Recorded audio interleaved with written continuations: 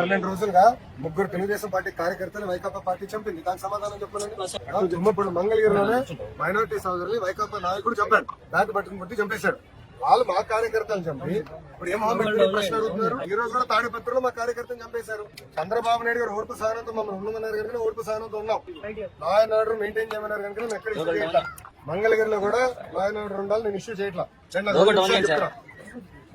మిమ్మల్ని అడుగుతున్నా, ఎక్కడండి వైకాపా కార్యకర్త ఎవరు దెబ్బ కలిగింది, ఎవరిని చంపాము, ఒక్కడి జోలికి వెళ్ళాం మేము. వాళ్ళు ముగ్గురు మమ్మల్ని చంపి తిప్పి మా పైన ఆరోపణ చేస్తాం. కరెక్ట్ గా రుషికొండ ప్యాలెస్ బహిర్గతమైంది. ఏంటి సార్ మొత్తం చూడండి, ఇంకా చాలా ఉన్నాను. ఇంకా ముఖ్యమంత్రి గారు దానిపైన నివేదిక అడిగారు. ఎంత ఖర్చు అయింది, దేనికి ఖర్చు పెట్టారు, మొత్తం డీటెయిల్స్ అడిగారు. ఇంకా రావాల్సిన అవసరం ఉంది. ఇదే కాదు, ఇలా చాలా గట్టినట్టున్నారు. అన్ని వివరాలు వచ్చిన తర్వాత ప్రజల ముందు పెడతాం. వాళ్ళ ఇంట్లో కూడా ఫర్నిచర్ 46 కోట్లు ఉందంట. మరి కోడలి శివప్రసాద్ అదే కేసులో ఆత్మహత్య చేస్తున్నారు. అదంతా అధికారులు వాళ్ళ ప్రాసెస్ వాళ్ళు ఫాలో చేసుకుంటారు.